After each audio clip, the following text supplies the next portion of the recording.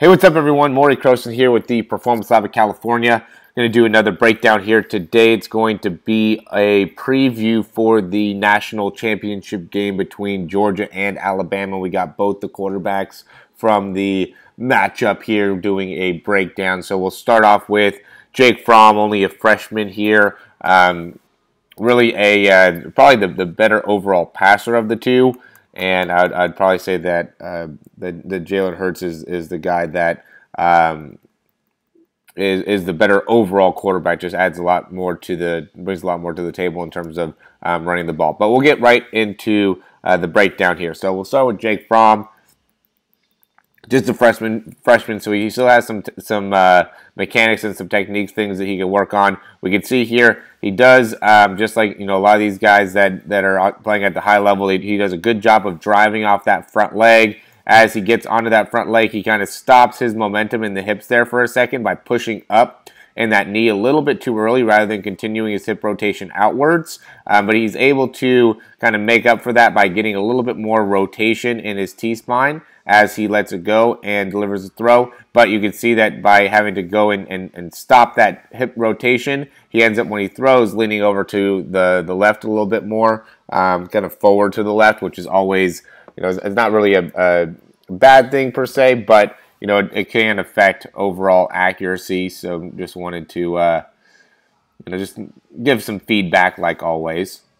Next one here is a deep ball. So we can see catches the ball again, does a good job pushing off that back leg, getting that pivot in the hips, starting to get those hips rolling. Here he does a better job of getting all the way through and starting to really rotate there in the hips. He gets that, and that really makes it so he stretches out that spine a lot. He could probably do a better job of keeping his that right pec open and trying to make it so he gets a little bit more rotation kind of in the lower core there first, and then delivers the ball, rather than here he goes and really spins with the upper part of the body first instead of starting the rotation in kind of the lower core and then delivering the ball from there. So it's a thing that you can work on just to get a little bit more just like whipping action out of the core, but overall not a he's playing in the national championship, so he's not doing a bad job. You can still see he gets a lot of rotation there as he's throwing the football, which is excellent. Just getting into this position is pretty hard. Where you can see how he initiates that rotation in that upper core rather than getting the belly button to start moving first. Just a little bit more torque that he could be getting out of his body there, but yeah, again, he's overall he's not doing a bad job with the mechanics there. So yeah, from there we'll go right into Jalen Hurts here. Just looking at my notes to see which ones we want to get.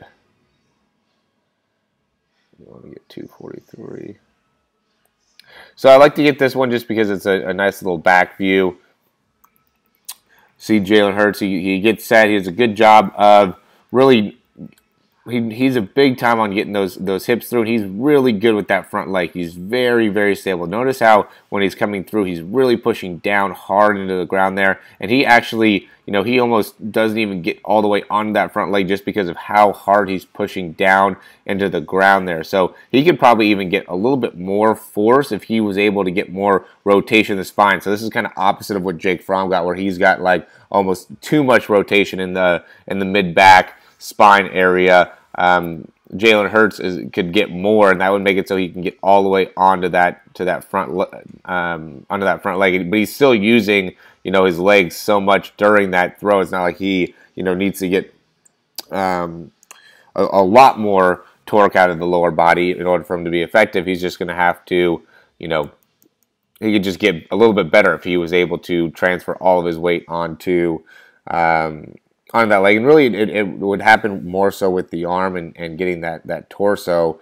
to move through. You wouldn't necessarily need to focus a lot on moving the hips very much, or even the ankles very much, just because I think that it's great that he's pushing down so much in the ground with the front leg. Just if he could rotate a little bit more, he'd be able to generate a little bit more whip out of that core, rather than right now he's using a lot of leg and a lot of arm. Go. get this one. Okay, this is late in the game. We'll look at the load here. Good job of getting right to 90-90. Excellent.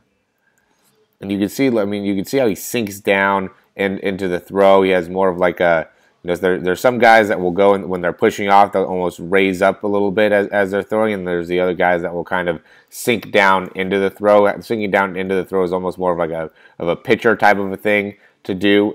Raising up is a little bit more of like the quarterback type of thing to do. Aaron Rodgers does that very well. We just did a breakdown on Joe Namath. He also does a good job of rising up. But you can tell Jalen Hurts, he's going to go really down in that front leg. Again, very, very stable there. Going to be able to absorb all the weight as much as he can within that front leg. And another guy that's similar to that is Michael Vick. He's very, very strong in that front leg. And that's probably just because they're runners. So they're very used to being able to cut off that front leg. And it's a similar feeling and similar muscle activation when you're trying to throw, is also developing the ability to really cut and plant off that leg, and so you could tell he's using that same type of muscle pattern in order to make it so he can decelerate into his leg as he's throwing, and that's so important as a quarterback. You have to be able to control that front leg if you're going to get the whip out of the arm that you want to get. And so now the next thing for Jalen Hurts, in order for him to take the next step, would be to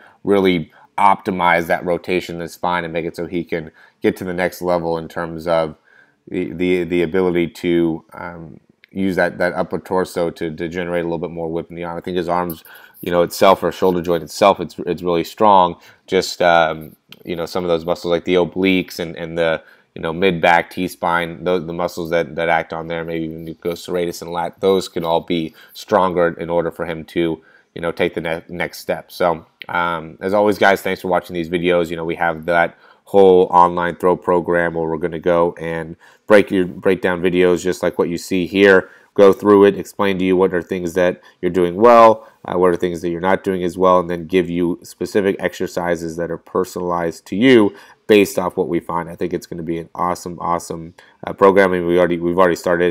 It's been really good. We got over 10 quarterbacks in it. And this is the first year that we've done it, and we're hoping to get some more guys here going into the new year. And it's 5 months long, so it's a lot. It's very intensive on biomechanics and making it so your body's moving the right way. And I recommend it for any quarterback really trying to make a change and trying to improve ball velocity or throw distance, or even just get stronger in the upper body, stronger in the shoulders, because that's really what you need if you want to be able to get that next level throwing power. So as always, guys, again, thanks for watching these videos, and we will see you soon.